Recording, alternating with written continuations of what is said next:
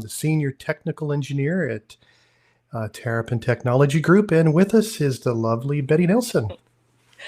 Happy June, everyone. Hope you're staying cool out there in California. Yes, we're working by remote, and it's obviously we're going to be talking about more remote stuff today because it is definitely cooler on the East Coast than it is the West Coast today. Great stuff to talk about. We're going to jump right in it because we have a lot of information to cover today, don't we, Betty? We do. So as we normally do, we're going to, at least for me, I'm going to turn off my ugly mug, leave my sound on, and we're going to go ahead and jump right on into our information that we're going to share with you today. Lots that has been put together. Obviously, we've been working by remote, and we knew that it wasn't going to be a short-term solution, and for many, really, it's here to stay. Yeah, I mean, I think you're right. After all, both of us work remotely, and we did before the pandemic.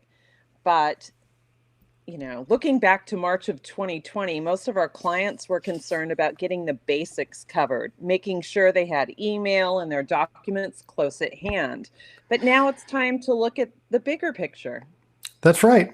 And, you know, we realize that working out of the office may be a more permanent solution for some users and what we refer to as a hybrid option for others. And in light of that, you're going to want to be able to do everything that you did in the office while you're out of the office. So let's talk about this a little bit. Yeah. And, you know, I know a lot of you use remote connections to your office. And we're not talking about that today. For those of you who do that, you've got everything covered because you're remoting into your computer or into a remote desktop server. Either way, you're going to have everything you need. We're talking about the folks that literally want to be untethered from their office and still get their work done. Right. And this is something that has been coming into popularity slowly. And then, of course, pandemic just exponentiated how things sped up with this. Now, some clients, they decided to forego getting new servers or forego having servers altogether on site. And instead, they're going to try or have tried working in a more flexible environment, led, of course, by Microsoft. Microsoft. Yes, Microsoft 365, formerly Office 365. At least for this year. Right, at least for now. It's something that many of us have, and many of us think of it as, well, we used to think of it just as our suite of Office programs. Outlook, Word, those would be the two primary ones, Excel, PowerPoint. And then somewhere during last year, we also started thinking of 365 as Microsoft Office Suite plus Teams. But there's a whole lot more to it than that. That's right. It gave us things like productivity and collaboration tools, which really, really made it hard to say no to that subscription for the price and the value it gave you. And it may feel like we're reviewing things that you've seen before, but bear with us.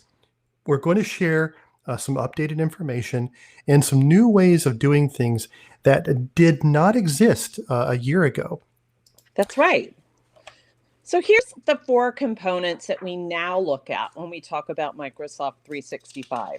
We have OneDrive, we have SharePoint, we have Microsoft Teams, which I already mentioned. But here's what's really changed. We have clients using OneDrive and SharePoint to manage all their files. So that's the big change. That's right. And you know, the little bit of the breakdown and how that works, Betty just talked about, but let's spend a little bit more time looking at one specific area, and this is with OneDrive and also SharePoint, because they're kind of the same technology, before we move into Microsoft Teams. So now we have multiple clients using this. We do, and even I get a little confused about the differences between OneDrive and SharePoint. So if you want to talk about that, it would be great. Yeah, and this is a question that we get very, very often, is what is the difference between OneDrive and SharePoint? There's a lot of technical that goes behind it, but let's just say for just a very basic understanding, think of OneDrive as your personal folder. You have control over it. It's your files. No one else can see it. It's your personal area. SharePoint, if you ever had a server, it's sort of like that X drive or the I drive or whatever drive letter you called it, where everybody in the firm had access to it. And you can go to folders there and everybody can see each other's folders, obviously based on permissions. But it was a group area that everyone had access to. Okay. That's essentially the difference. That helps me a lot. So I'll think of OneDrive as what I used to have, a H drive, which stood for my home drive. And I think most of our clients have that too. It's a space on the server where their files are saved. So they're backed up when they're on the server, but nobody else can see your work. So that's OneDrive. And then SharePoint's the area where we're all sharing files. Correct. You got it. Okay. And then Joe, here's another thing that I found slightly confusing. Because I have my own personal copy of Office 365, and that comes with 1 terabyte of cloud storage. But what if I'm a law firm of 25 and we all have Microsoft 365? Do we have 25 terabytes of storage, or do we share that 1 terabyte? That's a great question. That comes up all the time too. It's a shared pool of storage space. So however many people you have 1 terabyte of business storage that's shared between all the users. Great question. Okay, awesome. Okay, so we've kind of covered OneDrive and SharePoint. I guarantee everybody on this call is familiar with the Office suite alone.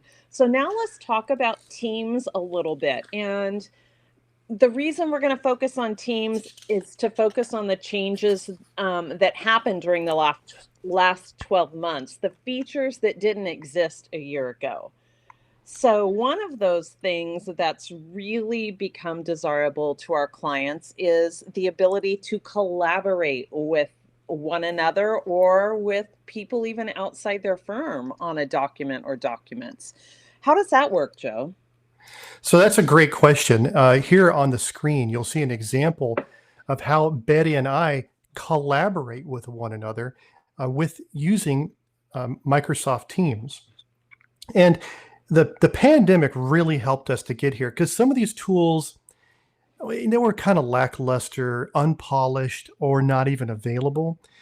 And clearly Microsoft was thinking a little bit outside of the brick and mortar style of collaborating. Because you think about most of our communication still goes by, I create something, I'm going to get it to you or send it to you, you're going to review it, and you're going to send it back to me.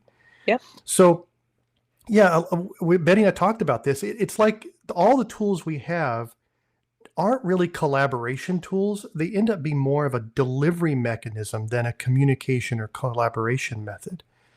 So what these tools allow us to do is to forego the whole delivery part and just go straight to the let's work together part. And you can finalize and edit and make changes together right in front of you on the computer. Yeah, and the arrow is pointing to the initials BN. So I was making an addition to this document, and that's a screenshot that Joe took showing he could see exactly where I was making the addition, what I was adding, and then the little BN indicates who's making that addition. Now, That's right.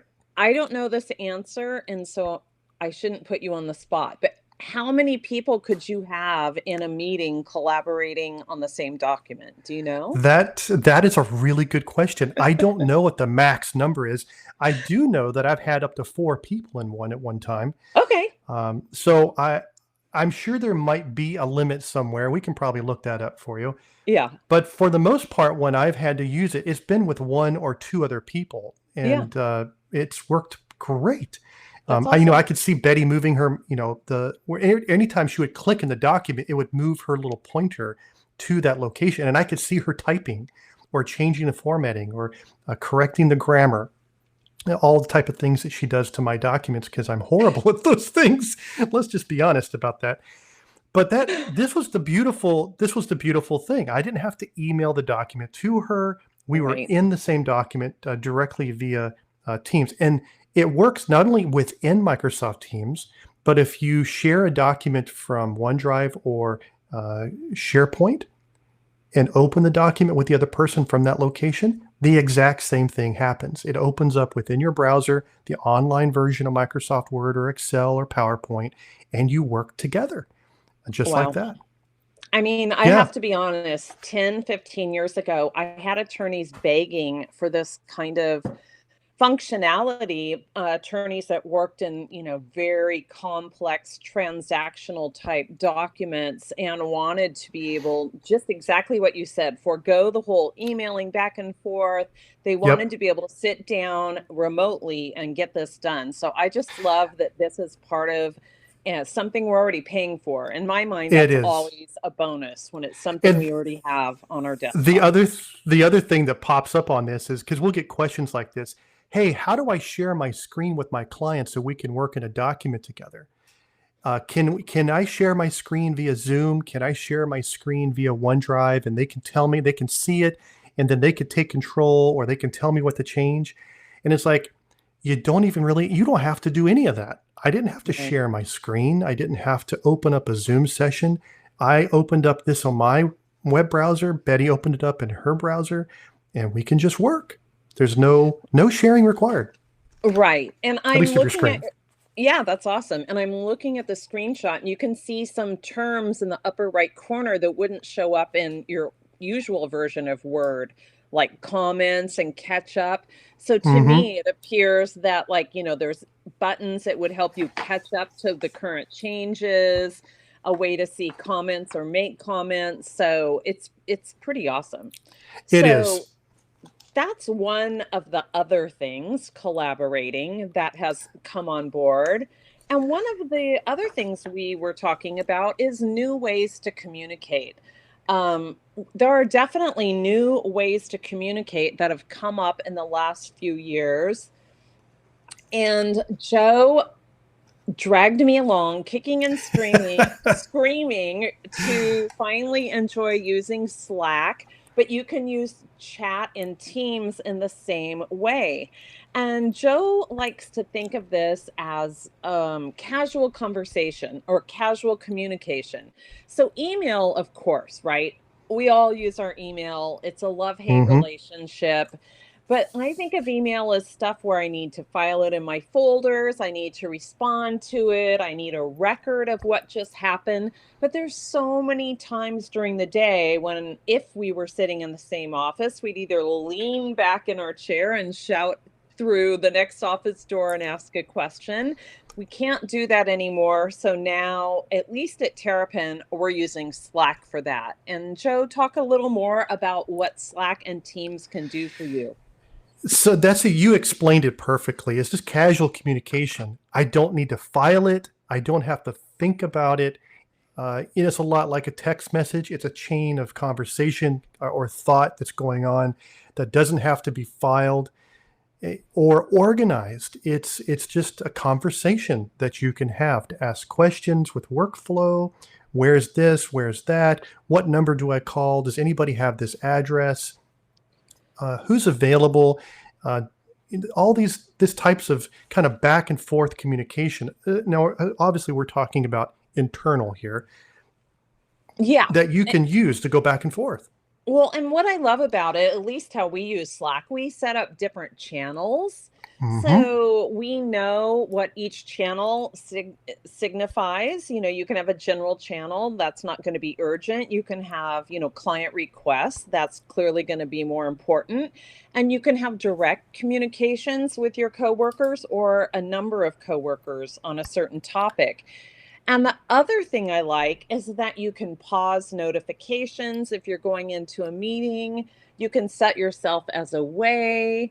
And it's so flexible because there's an app for my phone. I have it on my computer. It kind of follows me wherever I am. So I That's right. feel it's really handy as opposed It to re- email. Yeah. it really is. It does take getting used to, though, and especially when you've been used to using email for that type of communication. It takes a while to wean yourself away from using email for all of your communication. Right. And now a question we get quite frequently is, why did you choose to use Slack over Microsoft Teams? A lot of that had to deal with, at the time, we had other clients who were also using Slack and were not using Microsoft Teams.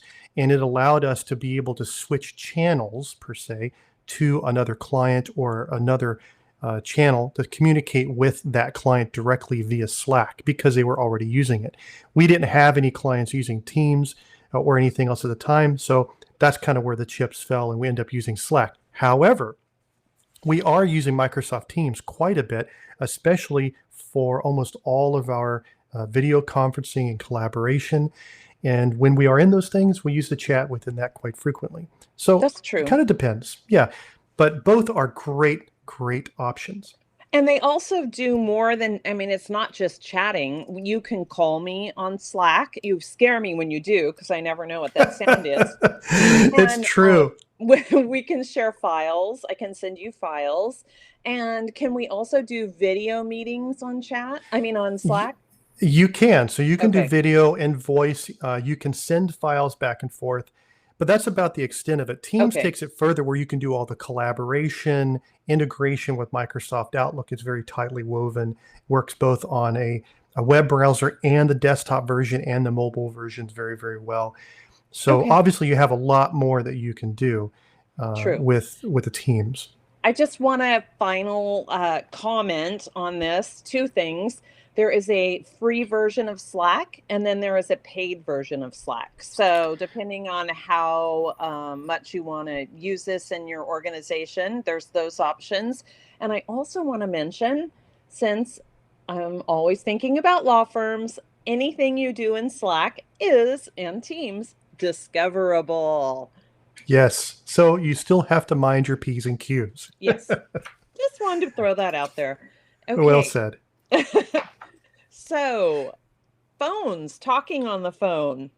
Another thing that used to be sitting on your desk in your office, if you truly want to be working remotely and cloud-based, there's different ways to make phone calls now. So, Joe, let's talk about that briefly. Yeah, so thankfully, cloud-based phone systems have really taken off over the last few years, and they allow you a flexibility on how and where you're going to take your calls. Most of the systems have apps that you can install on your computer or your mobile phone, and essentially, your phone calls can follow you wherever you go at that point. Now, some phones are easy to bring from the office and plug in at home. They're what are called VoIP phones. So they work over the internet. They don't require any type of proprietary phone system to be installed at your house. They just work right across the internet. If that's where your work is happening for you, then you could take your phone, plug it in, and work. It could be, though, that you could just make and receive phone calls via Microsoft Teams. Oh, and my brain just doesn't go there. So that's really good for me to remember. If you don't like, especially if you're in a location where you have horrible cell coverage, i.e., where I live in the woods on a river. No good cell coverage here. Must rely on Wi-Fi for all communication. So that would be useful. But primarily, our clients that have moved to VoIP. Or cloud-based phone systems, primarily the same. You'll see on the next slide, there's two leading products, and that's why we're not delving into any of the other offerings, because this is pretty much what we see. So we just wanted to show you the differences because they are different. And Joe, Yeah. how are they different? So I think essentially it comes down to two things. Do you want to have a traditional phone that sits on your desk, or do you want to handle everything directly from your mobile phone through an app or your computer through an app? I think really that's the two differences where you're going to come down to, because Mitel has essentially the same things that RingCentral has, but has the desktop phone component to it that RingCentral doesn't really excel at. Whereas Okay. RingCentral has great apps and integration with your computer. So I think that's kind of where the chips fall. And we did a webinar on more detail on this. If you want to refer back to it in our YouTube channel to get some more details on the ins and outs of what that entails. Good point. So, moving from phones to backing up your data. This Something is a biggie. don't think about when we're working in the cloud. A lot of our clients who were traditionally in the office have what's called a data appliance, which backs up numerous times during the day all the data on their servers or even computers if they choose, if we configure it that way. But if everything's in the cloud, you need to do something else. So, Joe, I think that's when data SaaS comes into play. It is, and we use that. We've standardized on that to back up both Microsoft Office 365 or M365 as well as Google Suite. And the price is really low for what you're getting in return. The security and peace of mind is, it's you just can't put a price on what it does for that. And the monthly cost for it is around $2 per month per mailbox, which is, and considering some of the expenses that we have to go through, is really just pennies a day. That's So true. if your email isn't hosted with with 365 or with Google, it would be prudent for you to talk with your provider and find out what backup solutions are available for you.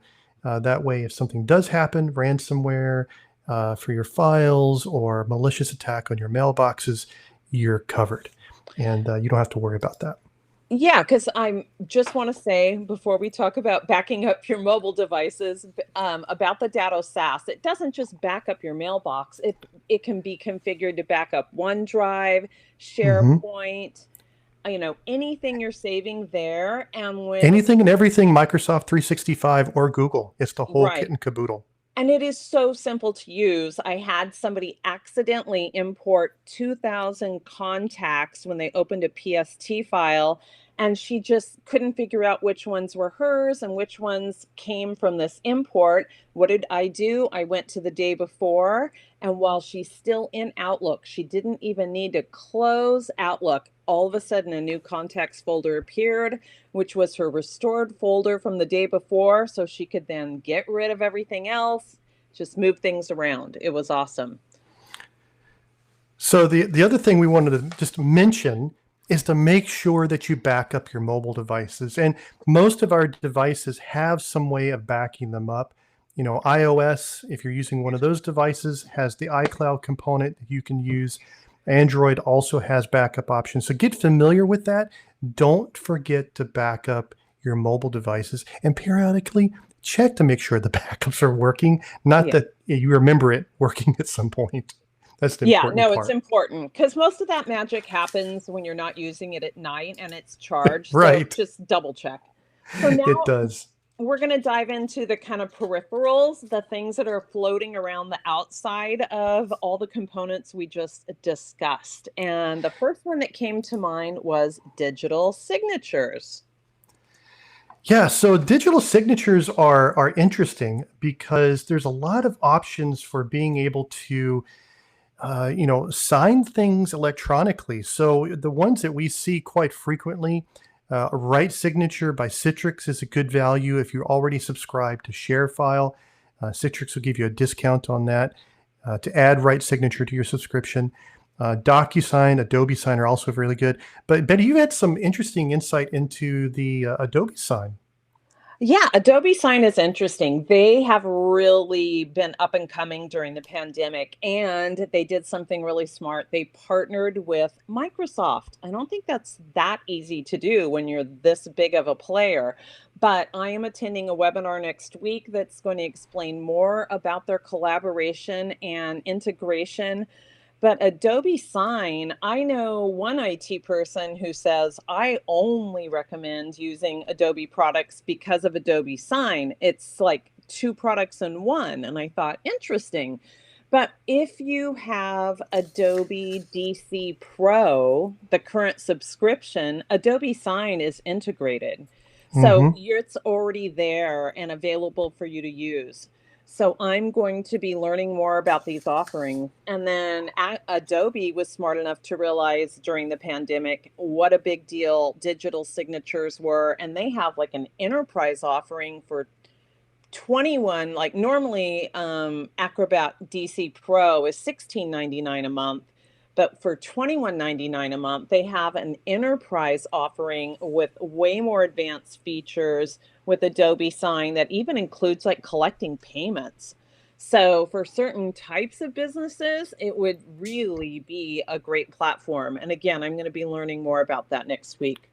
Yeah, a great offering. It's sort of like taking advantage of Microsoft Teams if you already have M365 account. So Perfect. Yep. great information on that. Here's another one that's really exciting, especially for clients who, those are clients that do litigation. Judicial counsel forms are an important part of that. And the Laya, which we've done a presentation with them before, figured out just that and came up with a cloud-based solution that doesn't require it to be installed on any one computer, works off of the web, and includes digital signatures as part of that as well. And it includes tracking documents. So this is super family law friendly, or any other legal practice. It relies heavily on judicial counsel forms. Sadly, Sacramento County is still not allowing digitally signed documents to be filed in family law. They're still requiring faxed signatures, like they're in a time warp. I'm hoping that will change soon. But I love Loya. I know attorneys that just can't live without it. As you know, these are attorneys that live in this cloud-based world where they're not remoting into an office. They don't have an office. This is how they work. And not only can you send the forms out for your clients to sign, you can have, I need this person to sign first, then this person to sign next, and it will keep track. It will let you know you haven't received it back when you thought you should. You can send reminders, and Loya's also creating some advanced templating type programs on the side. So they're really taking off. And of course, this was created by a lawyer who must have a crystal ball because he did this right before the pandemic. So high five for him. Yeah, and I love your arrows there. Cloud-based. Cloud-based. Yeah, one of the only ones we know that's doing that. So excellent option for that. Well, here's another need. And this is if you're working the cloud as a way to share large files confidentially, of course, with others, both to send and to receive things. Yep. So what do we have here? Here are the 4 options that we see most frequently. We have tons of clients who have Citrix ShareFile, and one reason is they have different offerings, and they have offerings that are HIPAA compliant. So depending on the kind of work you do, that might be very important to you. We see so many people using Dropbox, whether it's authorized or unauthorized by their firm. We really don't recommend using Dropbox unless you're using Dropbox Business, which is Correct. a paid subscription. And Joe, what's the other step involved with Dropbox Business? Your data is not confidential. It's not yours. Yeah. So it's not that we're dissing on Dropbox here, but basically you don't want to use the free version of anything. And Dropbox, we see 9 times out of 10 where we'll find attorneys using the free version of it, and your files aren't secured. It's not covered under HIPAA. You need to make sure that you have a business agreement signed by both you and Dropbox, and then have a Dropbox paid business account. Right. If you don't have that, your files aren't considered private and privileged, and they could be shared. They could be, they're just not yours. That's basically where we're getting to. So Be careful about that point. There was something we had mentioned. You notice we have OneDrive here, and we had talked about SharePoint. There's a little bit more control over sharing in OneDrive and SharePoint. What you can do in SharePoint is determined by the permissions that have been assigned to you by your organization, which can be controlled by an IT admin. Whereas with OneDrive, you control all of that. So I just wanted to make mention of when you're using SharePoint versus OneDrive, you can do the sharing from both, but the permissions with OneDrive are controlled by you, and with SharePoint, it's controlled by your IT admin for your company. Good to know. And Hightail is something I love for super large files. It does great. We're talking gigabytes. Like when a lawyer leaves one firm and joins another firm and we have to transfer all their files, I've had Hmm. amazing success using Hightail. Yeah, and this is just an example here where I had created a folder in OneDrive, and I had sent an invitation to Betty to view those files. So she could now access that folder. She could view the files in it, and she could add files into it. This is very similar to what many of you have used for ShareFile. That's a Citrix product before, or you may have used shared folders in Dropbox before. OneDrive and SharePoint do exactly the same thing. So if you already have 365 subscription, you've already got this ability. Right. And every year you should take a look at what you're paying for. So if you're paying for Citrix ShareFile and you also have Microsoft 365, you may want to consider switching over. You may not. Lots of times your users are used to one and you don't want to give them the pain point of moving to another. But we just Yeah, want to make sure that's an option. absolutely. So bear with us. I know we're running close to what we had scheduled for our time for this, but we've only got a few more slides left, we promise. This one here, this is talking about specific cloud options for document management. Right. Now, we have many clients using World Docs Cloud. Most of you have heard of iManage, which also has a cloud product, and eDocs. But NetDocuments is the solution that's become very popular in a relatively short period of time.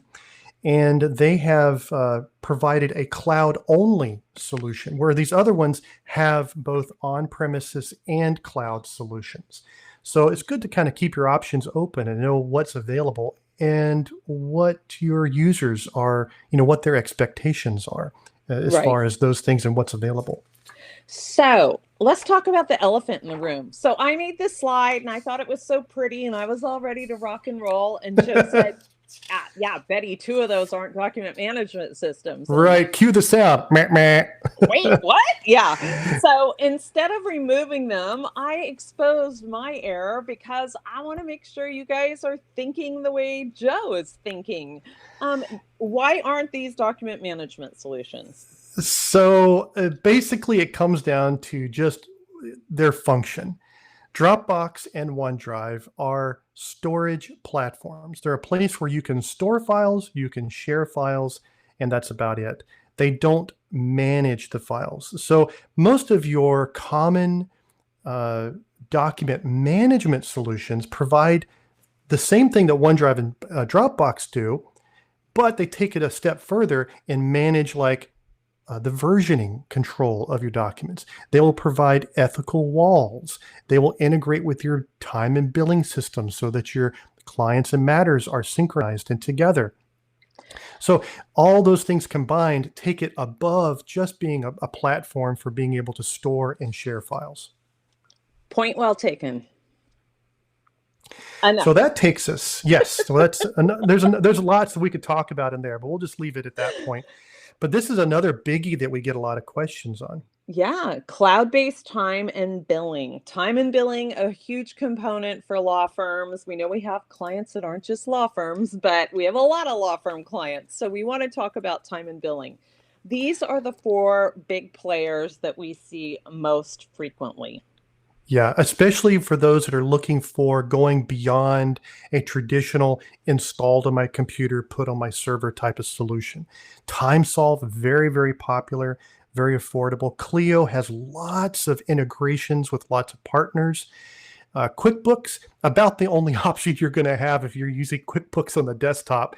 It is what it is. There's not a lot of options outside of that if you want to keep your current QuickBooks configuration. Cosmolex, really, really nice. It works a lot like Clio.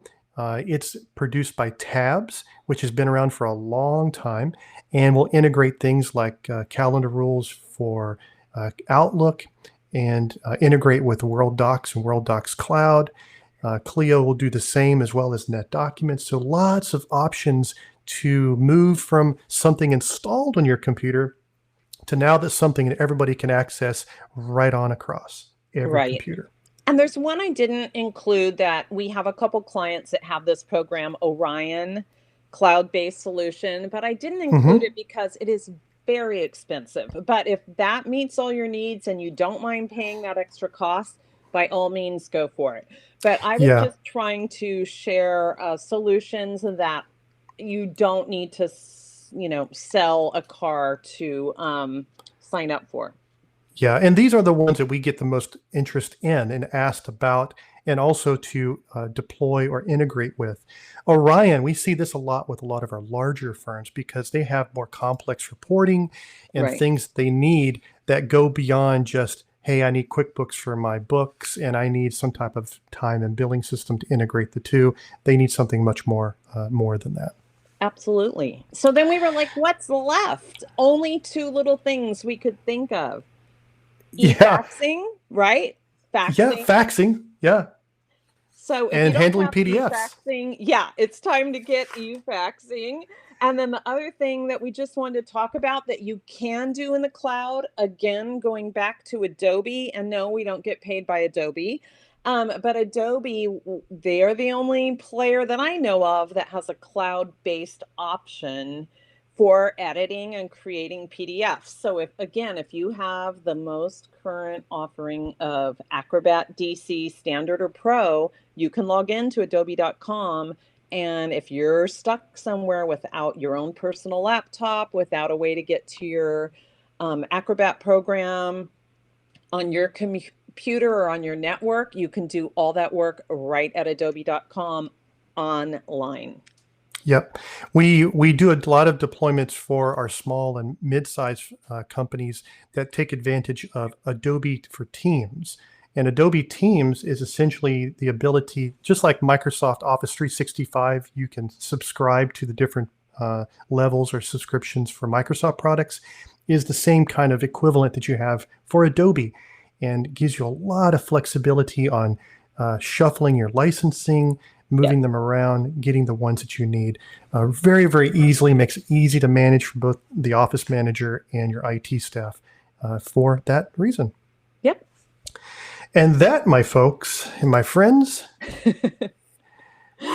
is a lot to cover. So we thank you so much for your time. There's obviously there's going to be a lot more that fall outside of what we talked about. If you have any questions, please feel free to send them all to Betty. No, Well, there's a lot to talk about. if There's you a lot to email talk about. info or Betty at Terrapin Technology, I'll get them.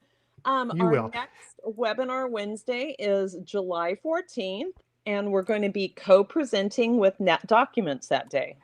Yeah, we're going to be talking about, so for some of our clients that have NetDocuments, we're going to talk about some of the features that they may not be utilizing. And for any of you that have been interested in document management systems, be a great opportunity to kind of see what it's all about, what it has to offer, and might be something that may pique your interest to help improve your efficiency. Yeah, that's... So until then, we'll talk to you next month. We thank you for attending. And as always, we're always here to answer questions. Just drop us a line at info@terrapintechnology.com. Thank you, everybody. Have a great day. Bye.